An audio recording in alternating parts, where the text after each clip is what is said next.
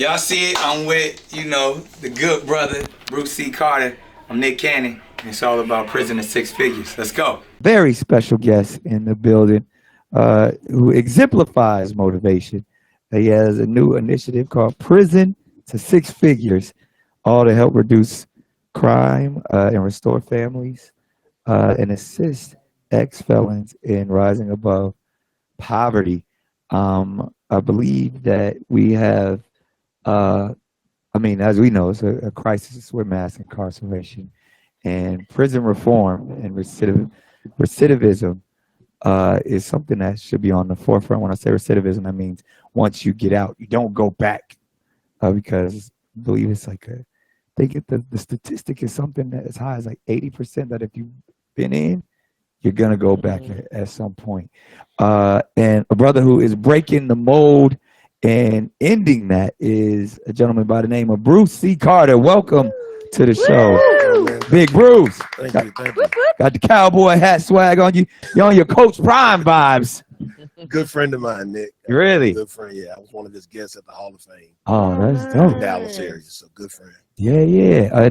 I have to say, man, what you're building, one, we want to hear a little bit about your story because as someone who's experienced this, in a real way, you know how difficult it is for people, returning citizens, and just that this systemic issue of mass incarceration of our people is a real thing. And you've dedicated your life now to changing that, correct? Yes, sir. So I did 18 months in federal prison, two-time All-American football player, business owner. But I did it in a federal prison. It was kind of like my college campus. So I was a guy that thought you didn't have to sell drugs, you didn't have to do this, but I met so many people.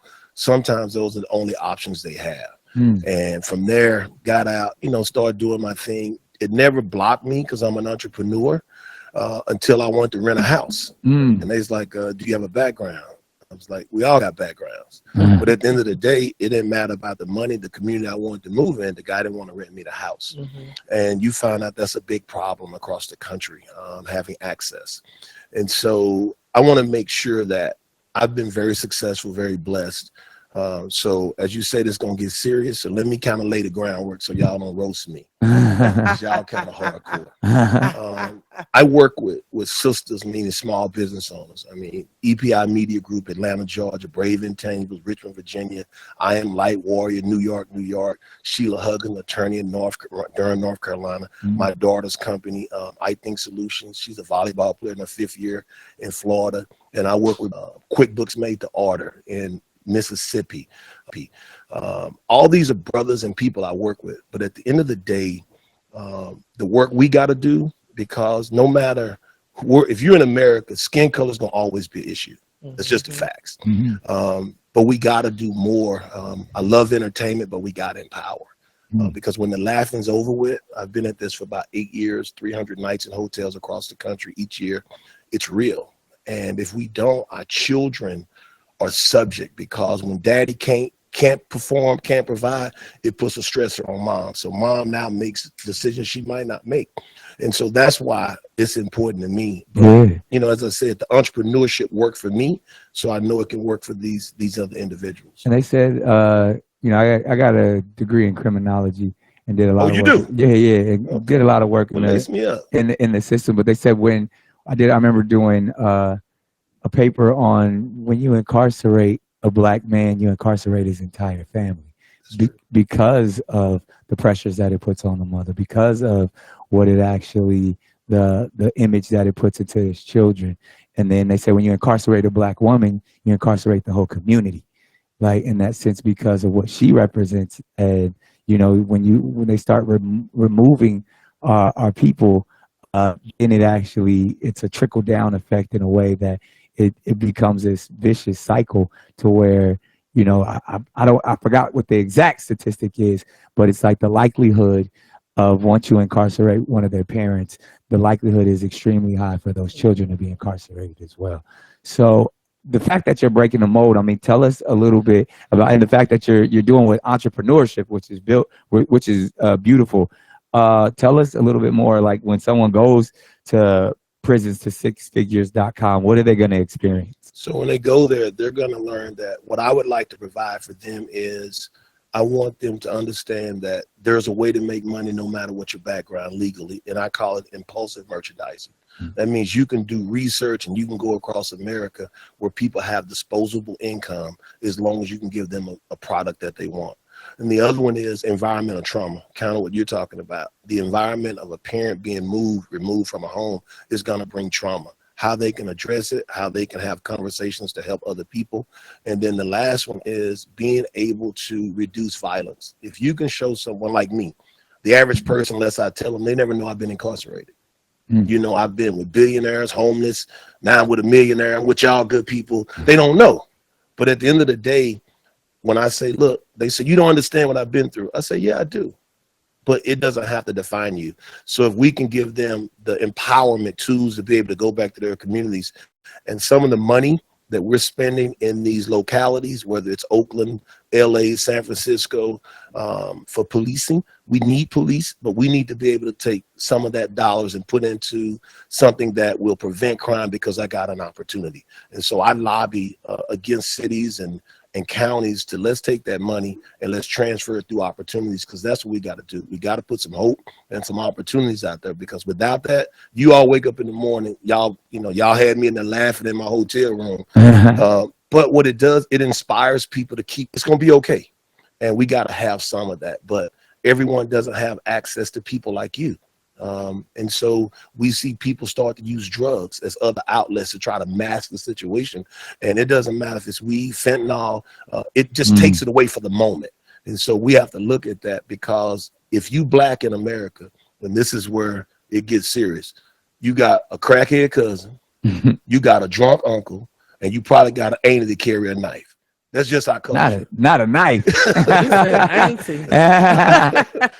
Yeah. But that's what happens. So, we got to really dig into these situations, hold everybody accountable.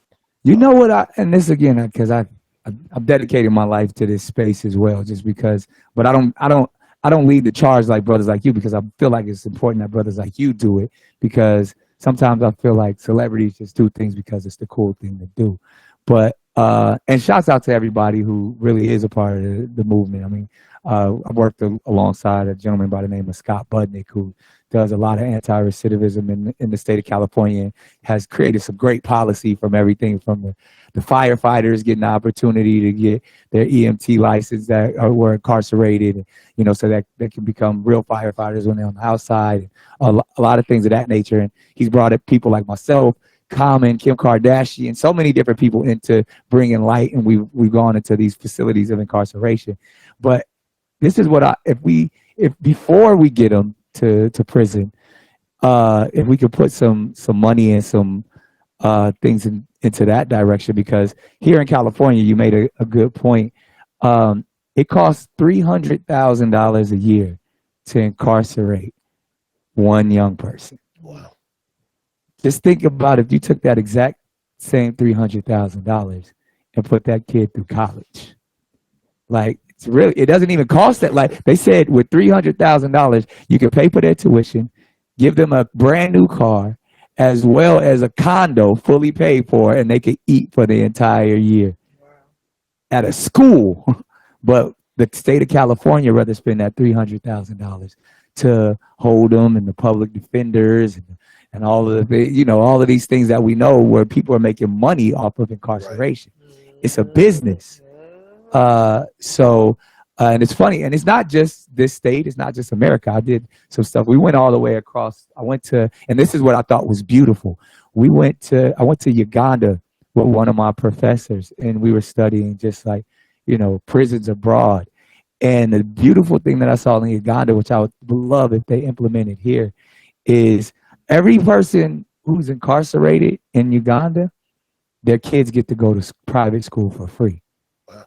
And they have these private schools with these amazing teachers. It was built by a Christian coalition that they actually get extra time in the school. It's like a school to where they get 3 meals a day. They get, private school uniforms. They're treated like exalted. It feel like it would be like a private school here in the States, But it's like, oh wow, if we give more attention to the families that has an incarcerated individual, then you can break that cycle.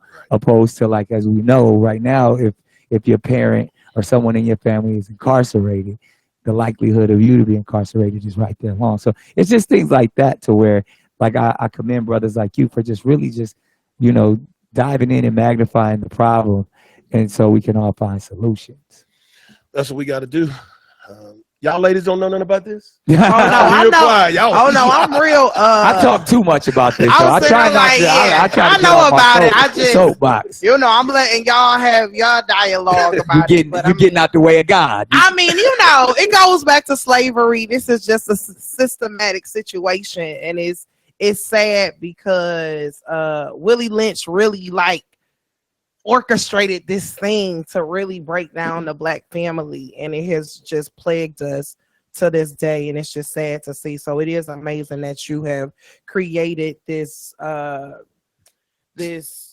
organization to kind of, you know, help Black men out and really help to further them and help them kind of see a different path and a different way, so that they're not headed back into jail, and so that women can have husbands and families, and they can be built, and you know, because it's sad. So if somebody wants to be a part of your movement, what's the best way to lock in? prison2sixfigures.com, and you can register where your city is. We have target cities, but you know, just thinking about this more, and I hadn't put other, because you may not be from one of the 7 cities that we wanted to target. But I think Nick said it best. It's really the prevention that I'm trying to get to. Yeah.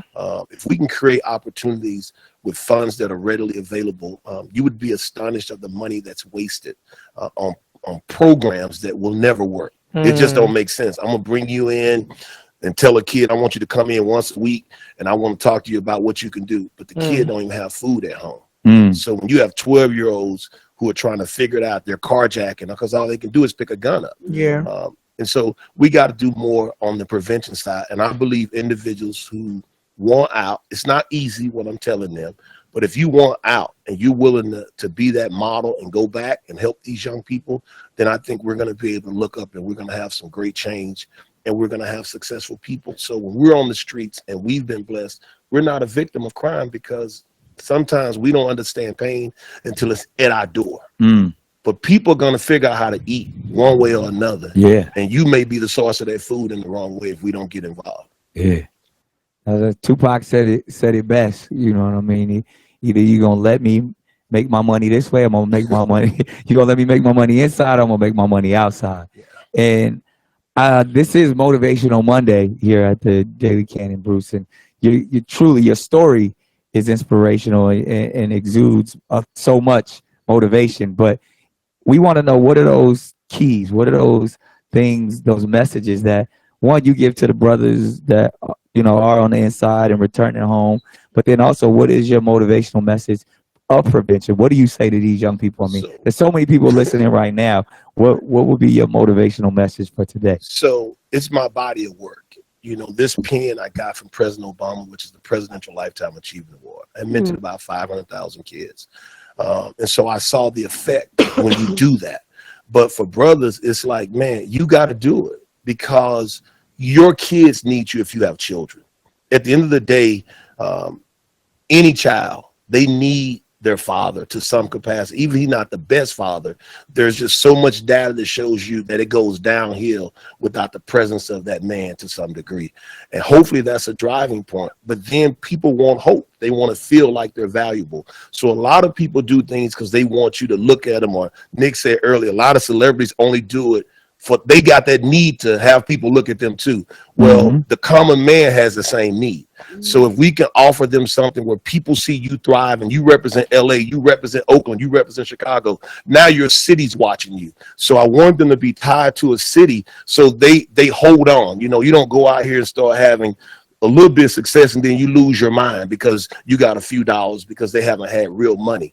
So it's getting them to the point to show you, if you get this foundation, man, you got a chance to be that guy. You can be that guy in your house. You can be that guy in the streets because people know who you were. And so you got a chance to be that dude again. And I'm trying to tap into the male ego because it's there. We all have it. We just got to learn how to corral it. And for the prevention side, it's basically creating opportunities before the desire to have to do wrong is there. So if I can give a kid who's 7, 8, 9, 10 to show them that there's a future out there, but now I got to invest in that future. I just can't talk about it. You want to be a musician, then let's put some studios and some things there in your community, but you got to earn that. You just don't get to go in the studio talk about letting me sing. You got to go out and mow some yards, pick up some trash at the old person's house. You got to do something. So you appreciate the opportunity. So it's create opportunities. That's what we're all about. There it is. That's powerful. The validation of a black man is what it sounds like you saying on at an early stage and at a stage of, once sometimes it appears to be too late because this country for so long has not treated them with validation, has not given them the ability to function as just a citizen in this society, because from the beginning, as Courtney put it, that it's hard to be treated as a human when you're looked at as property.